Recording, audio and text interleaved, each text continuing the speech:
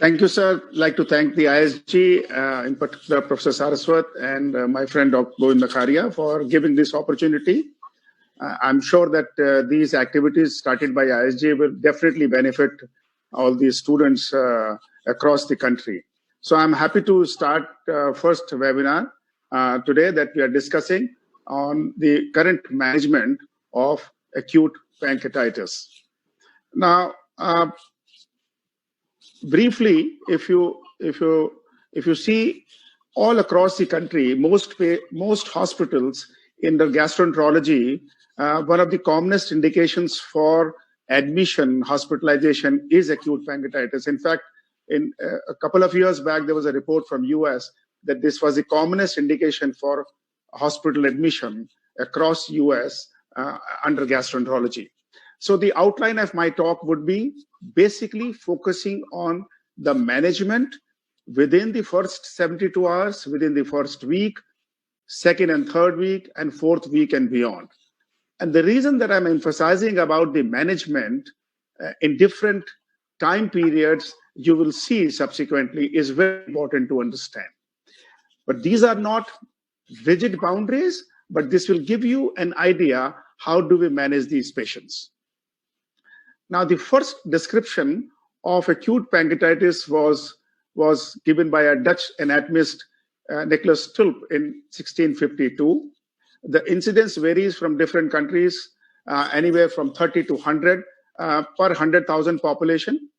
If you look at the mean age of patients, this is somewhat younger in India compared to Europe and North America. It's about 40 in India.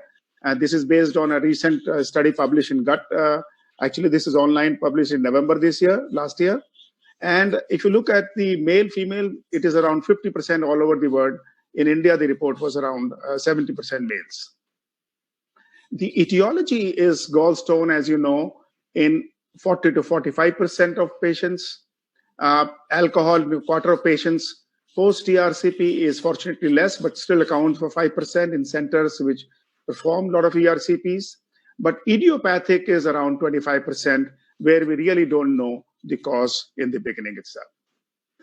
So how do we manage these patients? And let me take you first to the initial period of acute pancreatitis when a patient is admitted with us. Now, this is the typical clinical scenario of a 55-year-old lady comes with abdominal pain for about a day. Pain is quite severe. She has vomitings. Her amylase is 740. Her X-ray of the abdomen is normal. And I want to emphasize here for the students that whenever you see a patient with acute abdominal pain, you must get an X-ray of the abdomen done in the casualty itself in all patients, regardless of what you think is the likely diagnosis. So X-ray of the abdomen was normal, the amylase was high, and rightly the diagnosis of acute pancreatitis was considered. Ultrasound shows a bulky pancreas, small fluid collection, peripancreatic and gallbladder stones. The liver function test showed bilirubin of 1.8, SGPT 260 units. So the diagnosis was acute pancreatitis may cause biliary pancreatitis. Now, I want to emphasize here that whenever you see a patient with acute pancreatitis, if the liver function test is abnormal within the first 24 to 48 hours, you are dealing with gallstone pancreatitis, even if you do not see stones in the gallbladder. On the other hand, if you have stones but your LFT is absolutely normal, etiology may not be gallbladder stones. For example, a patient with alcoholism, chronic alcoholism, comes with acute pancreatitis. He also has gallstone. How do you decide which is the likely cause? It is the abnormal LFT which will tell you it is biliary or otherwise. Now, in some patients where you consider microlithiasis as the cause because you have not found any cause, patient has recovered, he comes back for follow-up, you think it could be microlithiasis. Now, the best test to say it is microlithiasis is, again, go back to the records and find out if the LFT was abnormal in the first 48 hours or not. If it was not, it is very unlikely to be gallstone induced. Now, in this patient, CT was not done. And as you would understand, you all know that CT is not required for the diagnosis unless there is a diagnostic dilemma. That means you're not sure what you're dealing with.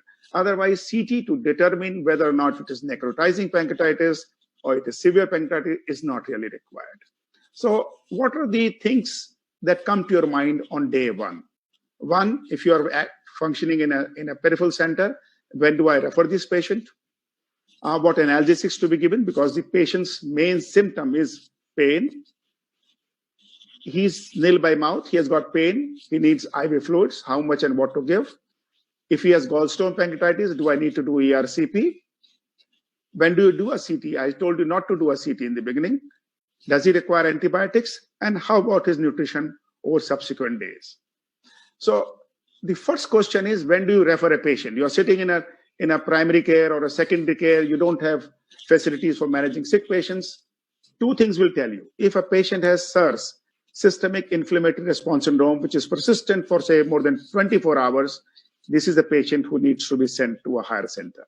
Or within next first 2 days or so, patients develop signs of organ failure.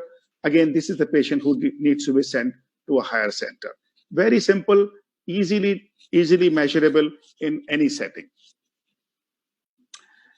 So the first management problem is pain, and we need to give analgesia. We have two choices, either NSAIDs or opiates. The concern is with either of them is safety. NSAIDs may cause a little bit of renal failure and GI bleed, while opiates may cause ileus and respiratory depression. So there's not much data actually which analgesics to choose. And we did a randomized control trial published last year in American Journal, where we compared diclofenac, which is the most common analgesic used, with Fortwin, which is an opiate, pentazocine. And the reason we thought was that diclofenac being anti-inflammatory and analgesics, it might give us a better analgesia. So what we did was we randomized patients to receive either diclofenac or pentazocine 8 hourly, 75 milligram, 30 milligram. And we also provided injection fentanyl as a rescue analgesia through a patient-controlled analgesia pump. What we found was, surprisingly, that Fortwin, the pentazocine, was better in terms of providing analgesia and pain-free period compared with diclofenac.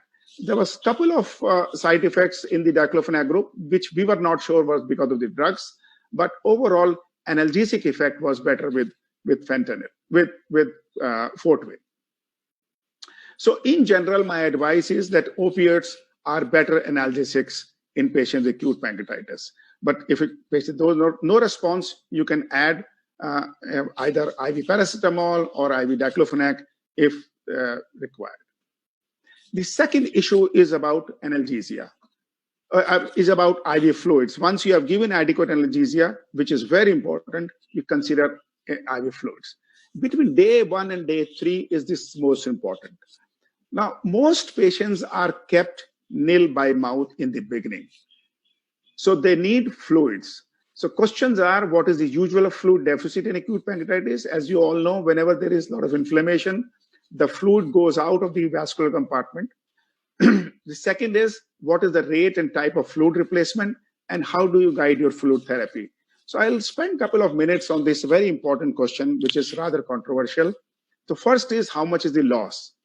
Now, a very old study by Ranson et al., who is a very famous surgeon, he showed that the fluid losses in acute pancreatitis were 3.7 liters and 5.6 liters in mild and severe pancreatitis.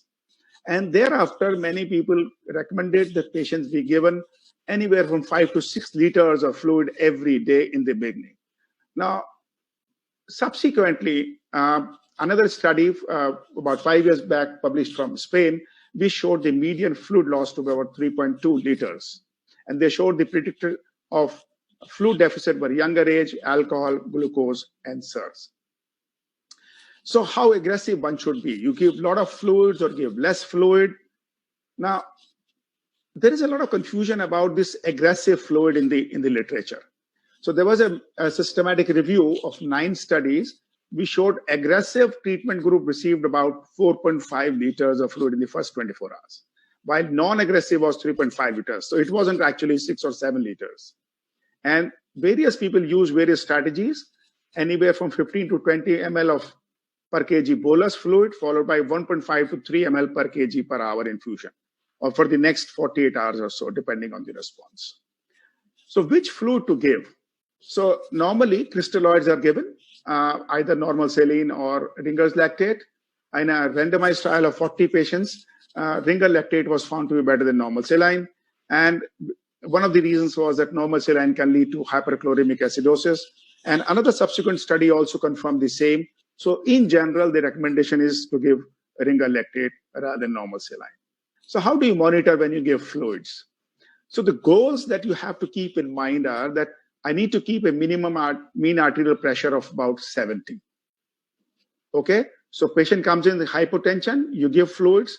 If he's fluid responsive, you're good. If he's not, then you have to give vasopressors. But initially you have to give fluids. So my mean arterial pressure should be around 70. Hematocrit around 40 to 42.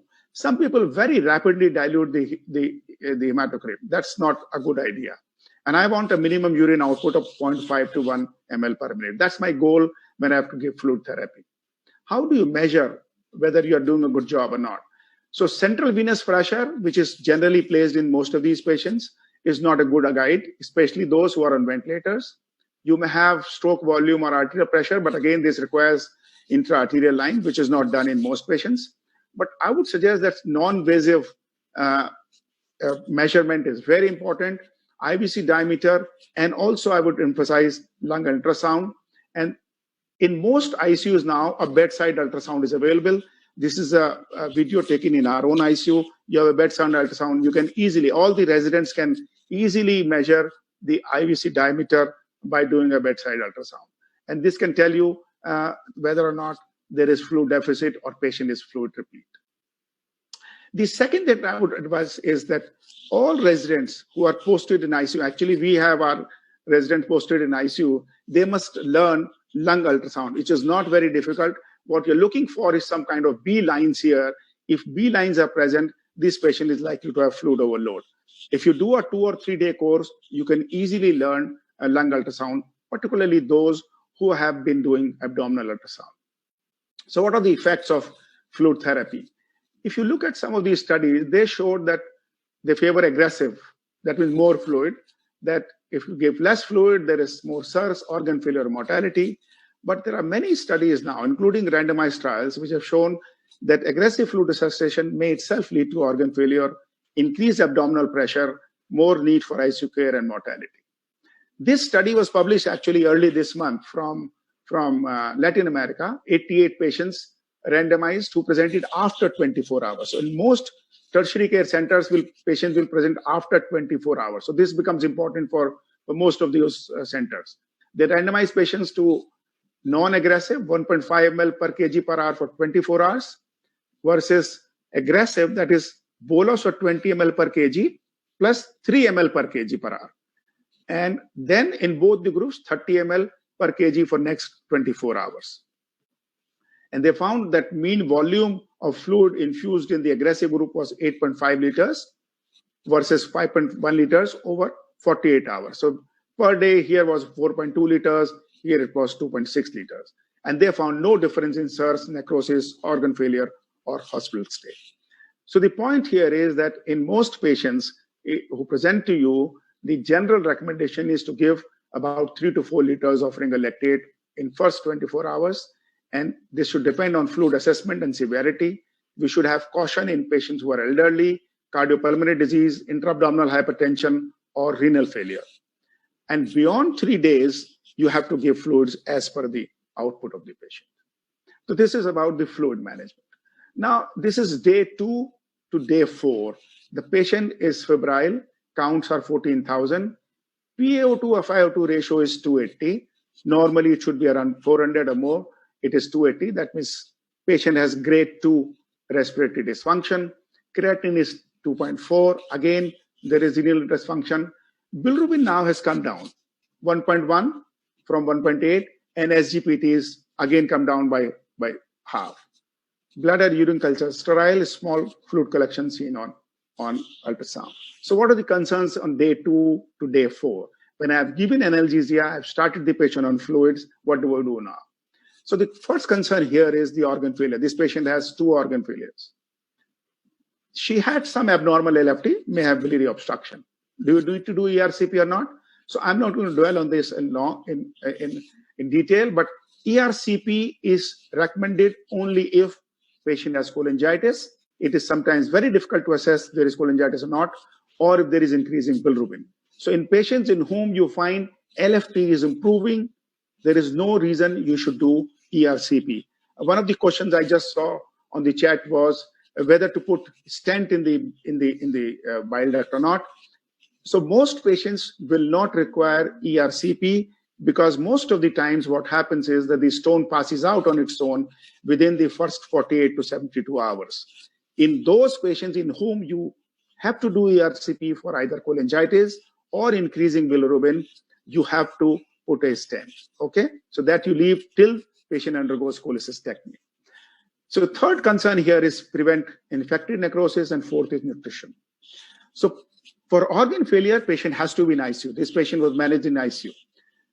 Prediction of organ failure is difficult, but I showed you in the beginning, if a patient has persistent SIRS for more than 48 hours or so, he has high likelihood that he might develop organ failure and severe acute pancreatitis, because it is the persistent organ failure for more than 48 hours that defines severe pancreatitis. And these patients have very high mortality of 30 to 40%. And as of today, we can only provide supportive treatment. The next issue is whether we should give prophylactic antibiotics to prevent infections in either of these groups: mild acute pancreatitis, severe acute pancreatitis, necrotizing pancreatitis, and is there a problem with prophylactic antibiotics? Now, multiple RCTs and meta-analyses have been done, and they have shown no benefit of giving prophylactic antibiotics, except one study from Japan, which showed very early antibiotics may have some possible benefit, but most people recommend not to give prophylactic antibiotics. It is another matter, though, that most of these patients do receive antibiotics. When they are present to a tertiary care center, we found in a study, multi-center study, about 2/3 of patients had already received antibiotics. Now, sometimes there is a sense of false security that if you give antibiotics, you will decrease complication, but this is not done. Today, it's a litigant society now.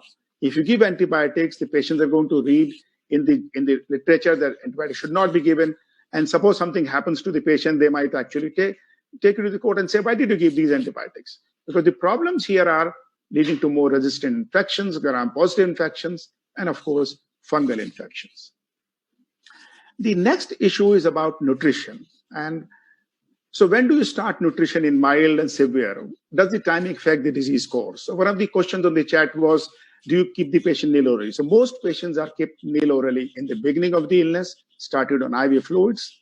And as their pain starts decreasing, then we think about the nutrition. This is recommendation based on IEP guidelines I'm giving you. So oral feeding should be started in mild pancreatitis where there is no organ dysfunction as soon as the pain starts subsiding. Now, this takes about 2 to 3 days, and this time period is okay. There was one randomized trial published in NEJM about 3 years ago from Dutch group, which showed that very early, within 24 hours of enteral feeding, was not beneficial. So you can wait for 2-3 days without any problem. And this is strong agreement there. Enteral tube feeding should be the primary therapy in patients with either severe pancreatitis or those who are predicted severe. Now, there's a little bit of a difference between these terminologies. So predicted severe is where you think patient might develop severe pancreatitis. Severe means organ failure. So as of today, suppose there is no organ failure, but he has persistent SIRS, you think he's a patient who's likely to develop it. There you can start enteral feeding through a tube. Now, in these patients, you can give it either by nasojejunal or nasogastric, but nasogastric is easier. And there was a study done from our department by Dr. Raya, which showed that nasogastric tubing is as good as nasojejunal. The only problem is many of these patients cannot tolerate nasogastric feeding. And in that case, it is better to give nasojejunal tube.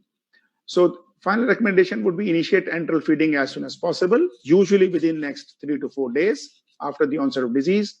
We prefer oral and enteral feeding, preferably nasojejunal in those with severe. Polymeric feed is given. Elemental feeding is not required. Our goal is to provide 25 to 30 kilocalories per kg with 1.2 to 2 grams of protein. But if you are able to manage about 1,000 calories in the beginning, it is okay with us. And we rarely rely on total parental nutrition. So these are the learning points in the first week of illness with regard to the management. First few days are critical. Adequate optimum hydration must be provided. Opioids are better analgesics for pain relief.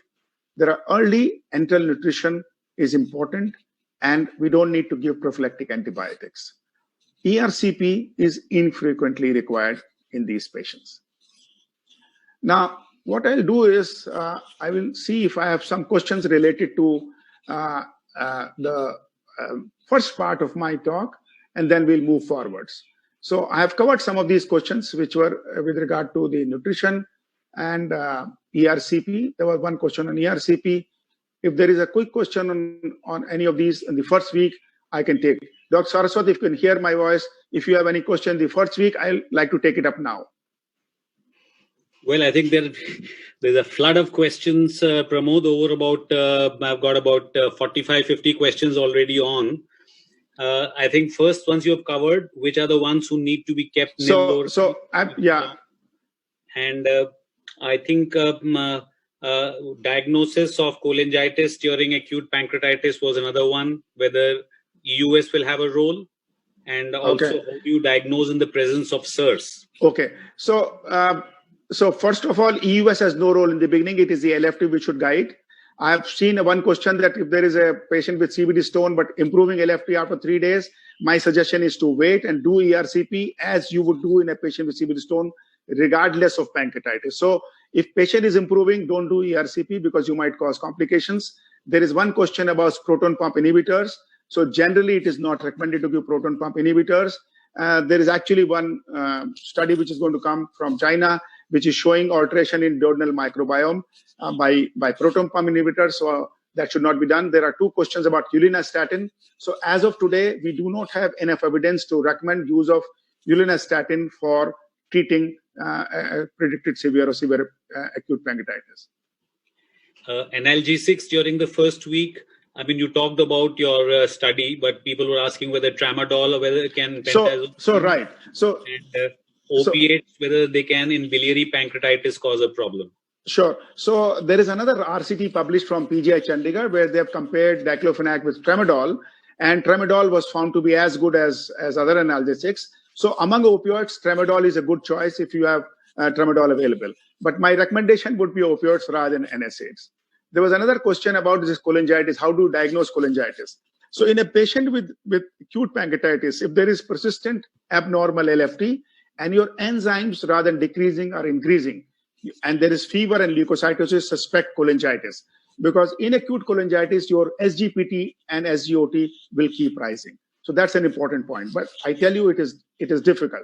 So if you're in dilemma and your LFT is not improving and you think there is obstruction, go ahead and do ERCP, no problem. Okay?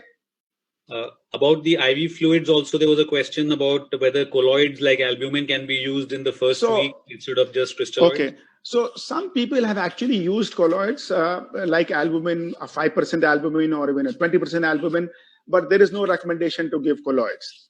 What you can do, use your judgment, like you do in critical care patients, that suppose you want to give fluids and patient is showing signs of fluid overload, or there is a lot of edema coming in now. That means there is vascular problems, more fluid going out of the vascular compartment. Then you may give colloids in form of albumin. Okay, so let me now go ahead. Yeah. In the meanwhile, you can see if there are questions. I'll take care of. Sure. Okay. So now patient is entering the second week, and this is the time when you have to now consider other issues. So the concerns in patient with second and third week, and these are the patients who have either moderate or severe acute pancreatitis. Mild pancreatitis will improve within a week or so. You really don't have to worry about those patients. So the concerns here are that is organ failure improving or continuing? Are you able to maintain nutrition or not? Is there now fluid collections coming up? Is there infection? Because this is a time when patient might develop second infection. Does the patient require antibiotics now? Because we have not given earlier. And how do you manage these fluid collections and infection? So nasojejunal feeding was started in this patient. SIRS was continuing, but the creatinine came down to 1.4. So there was improvement in her organ failure. PaO2 FiO2 ratio also improved. Again, there was improvement with this. So we are happy with that. If there is no improvement, you got to continue them in ICU, and many of these patients may require hemodialysis or ventilator support. We are currently doing a study where seeing whether NIV can help tide over the crisis in those who may ultimately require ventilation. Now, this patient, we found there was a collection developing on ultrasound about 10 centimeters, and patient continued to be unwell.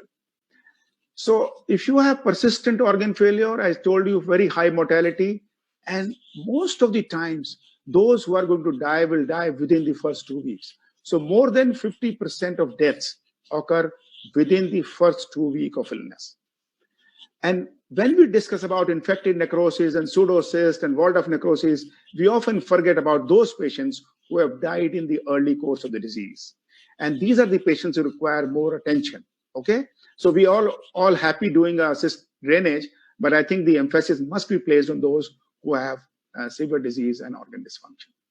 So for nutrition is critical now. Why? Because these are the patients who are going to have a prolonged battle. They are not going to improve soon.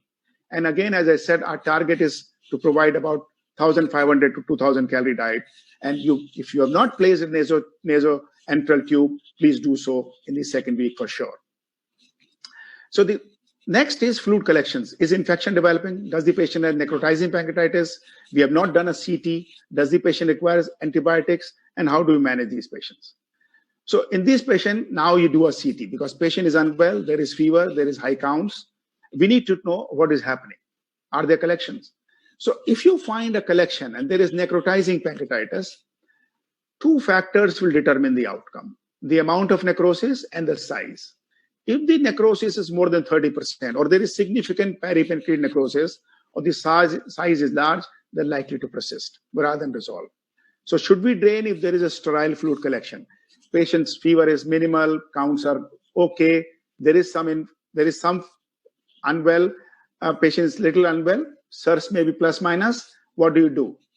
So there was one RCT of 40 patients with sterile fluid collections, randomized to conservative treatment versus catheter drainage. And the authors found that in conservative group, 55%, about half of them required drainage later on. But 55% of patients who underwent catheter drainage in the beginning developed infection, although the first culture was sterile. And in the conservative group, 45 improved without intervention. So another study also showed about 60% patients developed infection following drainage of a sterile collection. And that is why most guidelines suggest that patients in the second and third week of illness, if you have sterile fluid collection, conservative treatment should be done, and drainage should be done only if they are symptomatic. Now, if fever is continuing and counts are rising, now you suspect that there is infection. So earlier we used to do a fine needle aspiration cytology, but our own experience and experience from other centers showed that FNA to diagnose infection is not really very important in such a situation, because you have to act now because you're suspecting infected necrosis. So question is, do we drain or not? Does she require necrosectomy? So first is antibiotics or not. Surely in this patient, his fever is persisting beyond first week, or there is an onset of new infection, new fever, and TLC increasing, it's prudent to start antibiotics. Now, serum procalcitonin may be of help at this stage. So there was a question related to procalcitonin. So in the first week of illness, we have seen in a study that procalcitonin is also raised even without infection. And that has been seen in other studies also. But if you are in the second or third week, you suspect infection, a rising procalcitonin or a high procalcitonin is a good guide that patient is likely to have infected necrosis, and you should start antibiotics. Which antibiotic will depend on your local culture sensitivity. For example, in our hospital now, most patients have resistant infections, so we start them on right away with either piperacin-tazobactam or cefepime-sulbactam. That's our first antibiotic, because otherwise they have resistant infection. If fever persists, you're not happy with one antibiotic, you suspect Pseudomonas infection, then we can give second antibiotic, but usually we give one in the beginning on empirical basis. And most patients will require a CT where you can see large areas of pancreatic and peripancreatic necrosis. And sometimes you have extensive necrosis and extensive inflammation in the abdomen, like in this patient. So you have to decide what do you do now. And next question is drain or not. Mind you, we are in the second and third week of illness, not beyond that. So should we drain or not? Now, there's not much data about draining in the second and third week of illness. So the guidelines published 2013 showed invasive intervention, including percutaneous, where possible, should be delayed until at least 4 weeks for collection to walled off. So guideline would say wait. So right now there is no randomized trial. There was one retrospective study published from Netherlands of 117 patients in whom they found some of these patients had gone early drainage, some drainage after 4 weeks, and they found that there was similar hospital stay and mortality, but the need for necrosectomy was somewhat less in early group. So the Dutch group is conducting a randomized trial in such patients, and we are also doing a randomized trial of early versus late percutaneous drainage in patients with deteriorating condition in the second and third week. So the message here is, if your patient is deteriorating and continuing to have fever on antibiotics, you should drain. This patient underwent drainage and antibiotics and then improved. So this is the summary of my talk in the second and third week of illness, where it's a period of basically waiting. You don't have to do intervention in most patients. They require maximal ICU support. Conservative therapy is the norm. Nutrition is the key. And if there is organ failure or sepsis is worsening, we may be required to drain the collection that you have. And for this, you need to do a good CT, and drainage should ideally be done under CT guidance. Okay? So I'll again see if I can take some questions because before I proceed further. Dr. Saraswat, if you are there, you can see if the question I have to answer now. Sure. I think just give me a sec. Yeah, there seem to be a lot of questions as usual. I think we have crossed 100 or maybe, I don't know, 100 plus by now. So now, one question is there a role for CT-guided aspiration in the second week to rule out infected necrosis, or patient should be started empirically on antibiotics with the suspicion of infection? So in general, the role of CT-guided FNA is now given up. If you strongly suspect infection and patient is not improving on antibiotics, my suggestion is to drain. So we generally wait for about a week or so and see the effect of antibiotics before we plan drainage. Otherwise, it's not recommended now to do FNA. Okay. Yeah. Okay. So this is the other thing was, I think, going back to your earlier question about analgesics and feeding. One question was, do patients have to be pain-free before you start enteral feeding, or mild pain? With mild pain, you can start enteral feeding? So mild pain we can start, but it depends on patient's tolerance. If patient is able to tolerate soft liquid diet, about 500 calories or so, this is fine. And gradually increase as per patient's tolerance. You don't have to force feed the patient. That's very important. One of the questions I was seeing is about TRCP versus MRCP. I think only when you are really, unsure, you may do MRCP. Otherwise, don't do MRCP in these patients who are sick. So if LFT is improving, wait. Okay. Right. Coming back to antibiotics, I think there were a couple of questions on that also, which if you can take right away. Yeah, so sure. One was if there is a coexisting infection like in the chest or the lungs and in severe acute pancreatitis, what antibiotic or would you start antibiotic? So yes. So whenever you have a patient with suspected infection, that means you are in the second or third week of illness, patient is running fever, counts are rising, you suspect infection, even if it is non-pancreatic, you must start antibiotics. And in a study done many years ago, we found that actually more than a third of patients have non-pancreatic infections. So they need antibiotics. So shall I proceed for the next part, which will take about 1 second. One was mentioned about people reading guidelines and then maybe suing doctors for using antibiotics inappropriately. This is a question riffing on that, which says that if a patient has high TLC fever, later on goes to develop sepsis, in the second week, can't he be sued for, doctor be sued for not starting antibiotics in the first week? Yeah, sure. But you can obviously, quote studies which say that in the first week, the fever and rising TLC is because of the illness itself, not because of infection. This is a sterile inflammation which leads to that. So don't worry about that. There's enough literature to support you in the court. Right. And if patient has to take it, he will take you anyway. Don't worry. Okay, go ahead. Okay. Yeah, sure. So now what happens that most of the patients, like I showed you, may improve if they are not very sick. Their organ failure has improved. If there is infected necrosis, you treat with antibiotics, and if required, percutaneous drainage. But antibiotics must be given at least for 2 to 3 weeks. Sometimes we have to give it for 4 weeks. So it depends on how much infection is there, how the patient is responding. Okay? But there are patients who will not improve, who will continue to have problems. And we are in the 4th week and beyond now. So what happens? These are the patients who have definitely suspected infected necrosis. So fever may be continuing, you have rising counts like this. So there are two situations. You have already placed a percutaneous drain or you have not placed a percutaneous drain. And I'll take up both next subsequently. So the question is, does the patient require necrosectomy in the 4th week onwards or not? So we did a comparative study published many years ago because we found many of our patients who had confirmed infected necrosis actually improved without necrosectomy, because necrosectomy was the norm at that time. And we found of 80 patients, the survival in those who were treated medically was 76% versus those treated surgically, where it was only 46%. And mind you, this is the figure seen all over the world. And we found that medically managed patients had better survival. It is quite possible that those who had undergone surgery were more sick patients. But having said that, the idea here was that we can treat patients with infected necrosis even without the need for necrosectomy.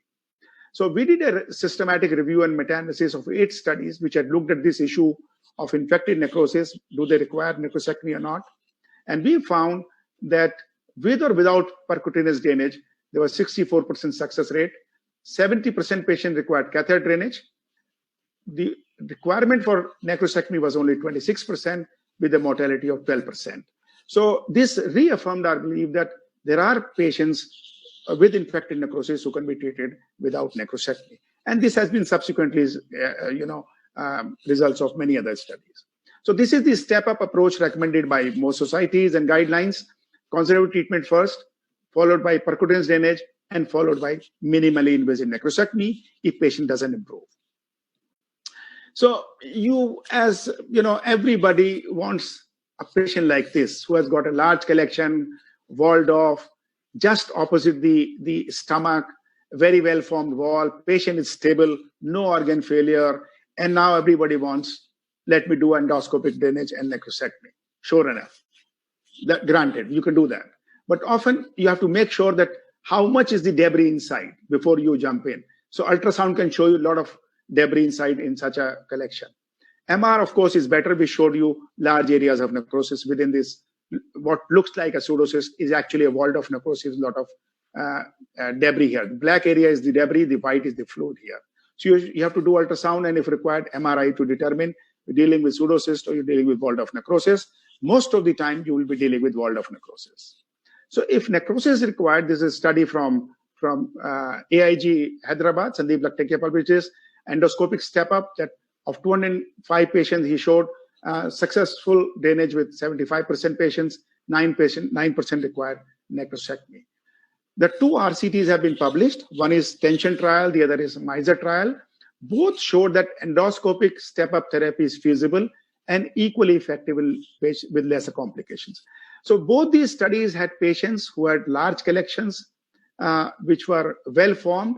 And you can see this is a busy slide, but the overall mortality was around 18 and 13% in the tension trial, but less than 10% in the MISA trial. And these were patients who had infected necrosis. So in such a patient, you can surely go and do a standard endoscopic drainage. And today the standard therapy is EUS guided drainage. You can either place a plastic stent or a metal stent.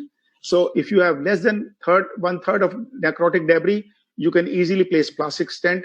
Otherwise, if you have a stable patient, the collection that I showed you, very well formed, it is better to place a metal stent like this, which provides better drainage. The other advantage of a metal stent is that it's easier to enter the cavity subsequently for doing lavage of the cavity if the fever persists, and also if required necrosectomy. So you can do necrosectomy through the stent very well. Sometimes there's a risk of stent migrating out, so one has to be very careful doing this procedure. And my recommendation is not to do necrosectomy in the index procedure. You have to wait if patient improves, and majority of patients will improve, and that they will not require necrosectomy. Now, if you have placed a plastic stent for drainage this wall of necrosis, and patient develops infection or they don't improve, you can see here there's a patient with no plastic stents were placed. You have to go inside again. Now dilate this tract to about 15 millimeters with a CRE balloon, and then you can see pus coming out of that cavity, and then you have to enter this cavity with the help of a standard upper GI endoscope, and then lavage the cavity. So in the beginning, what we do is we only do lavage, and only later, when patient is stable, we do necrosectomy. Because necrosectomy will take time, and many of these patients may require intubation, and you have to do the procedure under general anesthesia. So with lavage alone, many of these patients will improve after with your antibiotics. Okay. So sometimes you can do it in one sitting, sometimes they require 2 or 3 sittings. And then you see the cavity is almost clean and patient will be fine. Now, one thing I want to emphasize is about these tension and MISA trials, because these are the 2 trials everybody talks about. These are the patients, in those 2 trials, patient infected necrosis were treated, but they were stable patients. Mean duration of drainage was about 6 weeks. Most patients, 90%, had walled off necrosis, and they were all suitable for endoscopic drainage. Now, sometimes when you don't read the literature well, you will feel, oh, everybody with infected necrosis can be treated by per oral endoscopic. You just place a metal stent and everybody will be fine. That is not the case. You have to judge what kind of patient do you have. Is the patient sick? Is the patient ICU? Is the patient having organ failure? Is the collection suitable for drainage or not? So many factors have to be taken into account. So patient ICU, organ failure, or conservative treatment is going on, and you have placed a percutaneous drainage already. Now, if you have placed a percutaneous drainage, patient is not improving. First of all the fluid has gone out. It is extremely difficult to do per oral drainage and necrosectomy in these patients. Most of the time, you have to do what is known as minimal invasive necrosectomy by ward. So, for example, or you have a large collection like this, which is much away from the stomach. You can't do a per oral drainage. You have extensive necrosis, again, much away from the stomach. You can't do per oral drainage here. And you have placed a stent like this. So, for example, this is one of our patients in whom large collection was there, a percutaneous drainage was placed. So what do you do in this? So what we do is to do what is called as percutaneous endoscopic necrosectomy. But most of the time, majority of centers, what they will do is to do a minimally invasive surgical necrosectomy. And I think that's a perfectly fine treatment for these patients. So patient with percutaneous drainage, not improving, next treatment is minimally invasive necrosectomy. It can be done surgically, and they can use either a ward or a nephroscope can be used, and most of the patients will require just one sitting. Sometimes they require multiple sittings if they have a complication. So using the same technique, the track of the percutaneous drain, we do percutaneous endoscopic necrosectomy. So we dilate this tract to about 12 millimeters and then use a regular upper GI endoscope for lavage and necrosectomy. So you can see this one patient had multiple drains here. It is we are doing at the bedside of the patient. This is the ultra thin scope which is going through the same tract for lavage. And here is a patient in whom there was a large collection and necrosectomy. So you dilate this tract and use a upper GI endoscope to enter the cavity, much like you do in per oral endoscopic necrosectomy. Do a lavage, take out the necrotic debris using either a basket or a snare. Snare generally is the most commonly used. And then you find that in 2, 3, or 4 sittings, the cavity may become cleaner. Now, I want to caution you here that first time, don't try to do necrosectomy. What we do is to do just lavage. And once the patient is stable, then only we try necrosectomy. And lavage alone, when you take out all the debris from inside, the thin debris and all the pus-like fluid, the patients improve. So this is a procedure which can be done in your endoscopy theater under conscious sedation. Okay, and this can be performed by those who are experienced, but you have to be very, very careful when you do such a procedure. So this is how you can take out small debris. Sometimes you take out large debris, but that is uncommon.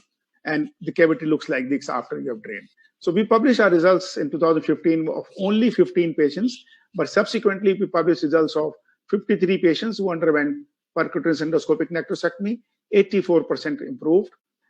8 of them died, 5 after surgery, and 8 had complications, 2 peritonitis, both improved, 2 had bleeding, 2 had fistula. So this is a procedure which is something like minimal invasive surgical necrosectomy, and it can be done.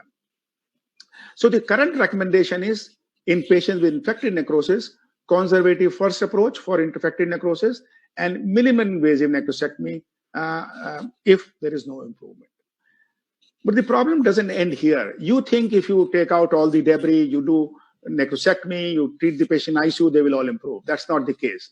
And we published a study in 2018 of 209 patients with acute pancreatitis. Saransh, who was with us at that time, he published this study. Mortality was 22%, and we found that independent predictors of mortality were organ failure, which I've already shown you. And the other problem which is now coming up is MDR infection, very odds ratio of 0.4. So now our patients are all resistant to piperacillin tazobactam, imipenem, meropenem, everything. And we end up giving tigecycline or colistin to these patients. So that's another major problem which is coming in these patients. There are many other problems these patients might develop. One is intra-abdominal hypertension, hemorrhage, either from the cavity, from a small vessel, or from a pseudoaneurysm, for which you may need to do a DSA and embolization, intestinal fistula, sometimes colonic fistula, for which they may require surgery, and infected ascites with multiple septae. Now, these are the problems which further complicate the course, may require other interventions, including surgical interventions, but time will not permit me to discuss these issues. But I can take up questions if there are some questions related to that. So where do we go from now? How do we improve the outcomes? So one, we need to develop therapies to target systemic inflammation. Unfortunately, we don't have any therapy available as of today, but people are working on that, and we might have something in the next 5 to 10 years. We need to bring down this issue of multi-drug resistant infection. This is coming up in a big way, and I'm sure many of you are seeing this problem. And please don't drain every collection that you see, otherwise you will end up introducing infection which wasn't there earlier. Okay? So the summary of my third portion of my talk is that infected necrosis, conservative first approach, conservative to PCD to minimal necrosectomy. You have to differentiate between pseudocyst and walled-off necrosis. If you have walled-off necrosis, which is symptomatic, you can do either endoscopic drainage or VAD. For stable patients, EUS-guided drainage is done. And if there is significant debris, you do place a metal stent. For infected, unstable patients, my suggestion would be percutaneous endoscopic necrosectomy or VAD. And we have to understand that this is a team approach. You have to involve your surgeons and your intervention radiologists right in the beginning. Otherwise, you won't be able to manage these patients well. So thank you all very much for your attention. I'll be happy to take questions now. Dr. Saraswat, sir? Yes. A fantastic presentation, Pramod. I think, unfortunately, on these webinars, there's not much in the way of clapping and applause for the speaker at the end of the session. Yeah. But I think one index is that I think there are over 325 questions that have come in, and it's obviously impossible. You can spend the rest of the night trying to answer these questions. So what I'll do is, sir, I'll take up some questions now if you have time. And the others, I will request the team to send me the question, and I will send the answers to all those questions. I'll do that. That's absolutely great.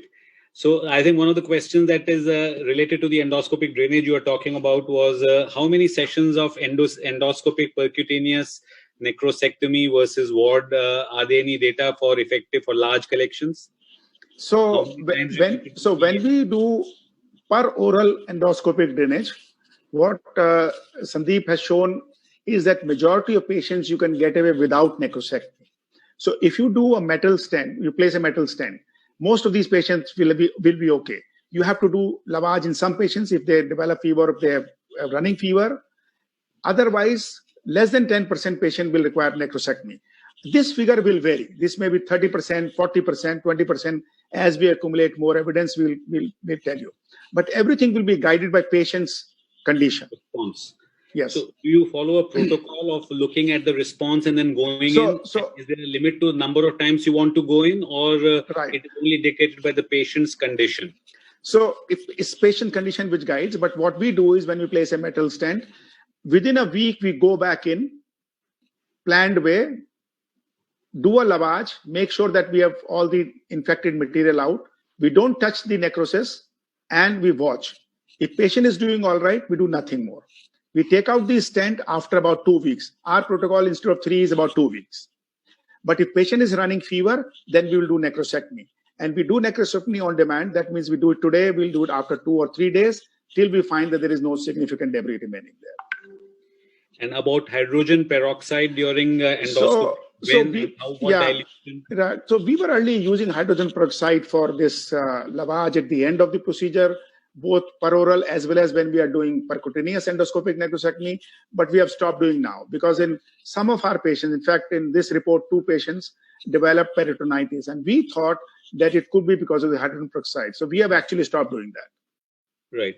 Another interesting question was, you're doing percutaneous endoscopic necrosectomy, and have you had the problem of a fistula or a persistent discharging sinus after percutaneous endoscopic? Another important question. So most of the patients, there is no problem. So what we do is we downsize our catheter. So our size of catheter when we are doing necrosectomy will be 30 to 32 French. And then once we are sure that the cavity is clean now, we downsize it to 16 and then to 12. And then we place a Riles tube, cut it, and put a colostomy bag there. So some of these patients will keep draining some fluid for a month or even longer, but majority of times they do well. We haven't actually done ERCP for if I remember correctly, for none of these patients. I see. And any experience with encountering portal vein injury or bleeding during necrosectomy? And then so portal vein we have never seen, but we have seen bleeding in the collection. So during the procedure, one has to be very careful not to go if you see any visible vessel. In fact, it is better just to put some saline and come out. But we have seen hemorrhage within the collection in about 8 to 10% of patients who have undergone percutaneous drainage. And this is something that we are seeing more often. Maybe we are seeing more complicated patients large areas of necrosis, infected necrosis, who have bigger size drains put in. So that is a problem. But one caution here is don't try to remove debris which is adherent, which is very important. If you try and remove the adherent debris, you will end up in problem. Another question related to metal stents. Nagi stent, now you have the J-Mitra people with the stent, there is the Spaxer stent. Which one would you choose for? So I would say that all these stents are similar. There is not much difference, except that if you talk about hot axios, the hot axios advantage is that it's a one-step procedure. You don't have to use other accessories and you can just simply place it. The only problem with that is the cost. And if the cost of the stent comes down, I would say that this would be a preferable stent. But as of today, the cost is pretty high. So I'm not sure that, this is the best stent. Right. My problem here is the cost. And any experience with the pancreatopleural fistulae management? Yes, so many patients may have pleural effusion. All of them do not have this fistula. Some patients may have fistula. This is more of a problem patient with chronic pancreatitis, not so much in acute pancreatitis.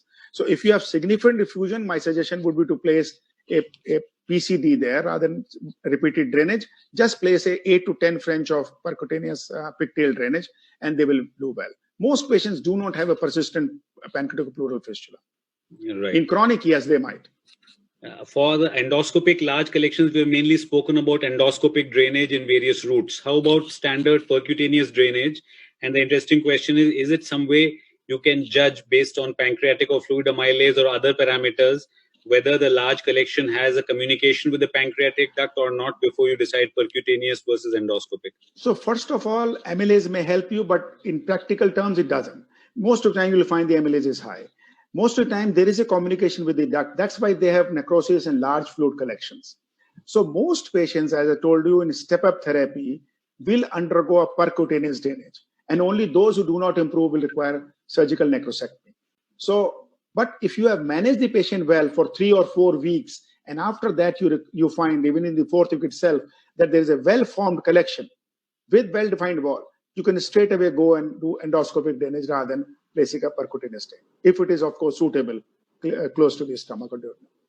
Right. I think that for other large collections, paracolic, pelvic, is there any role for any endoscopic or percutaneous management? Yes. So this is what I'd shown you, that for large collections away from the stomach, the standard is to place a percutaneous drain. We upsize this drain to gradually to 30 French.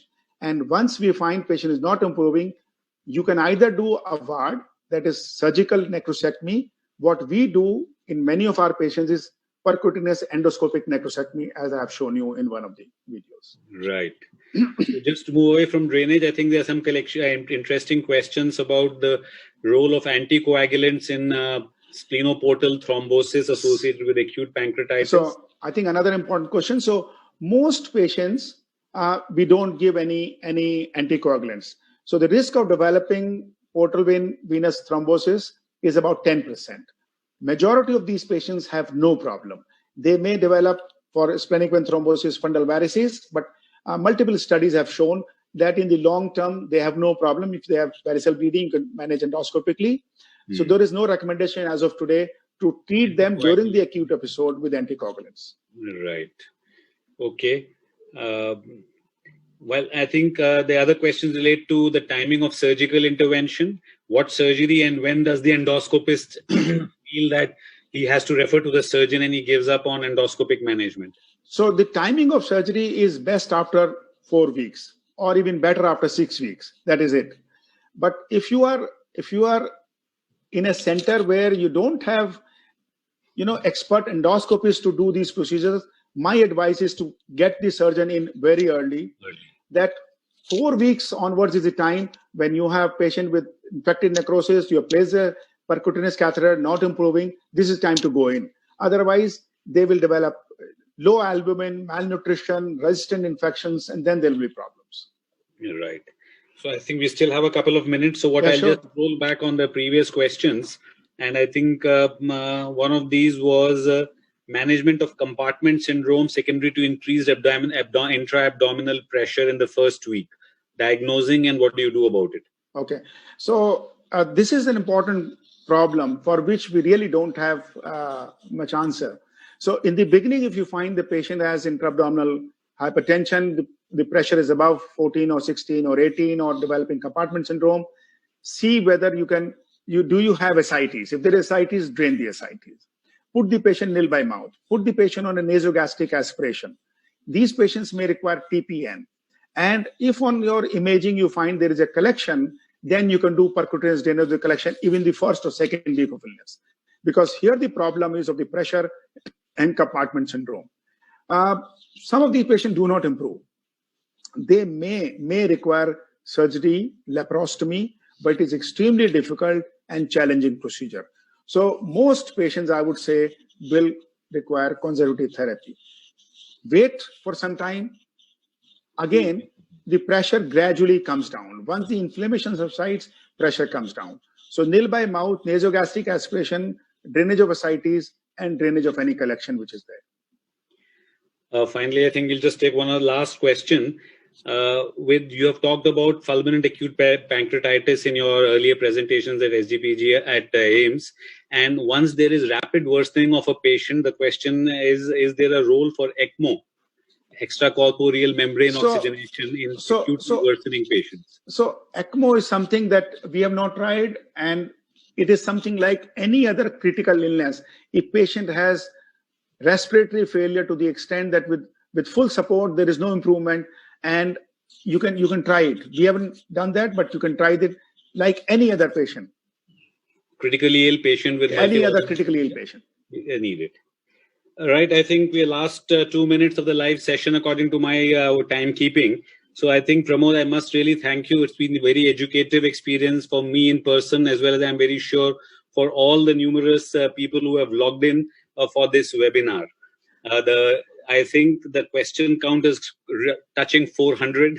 So you'll have a full week ahead of you trying to answer, although there are some of them are repetitive questions.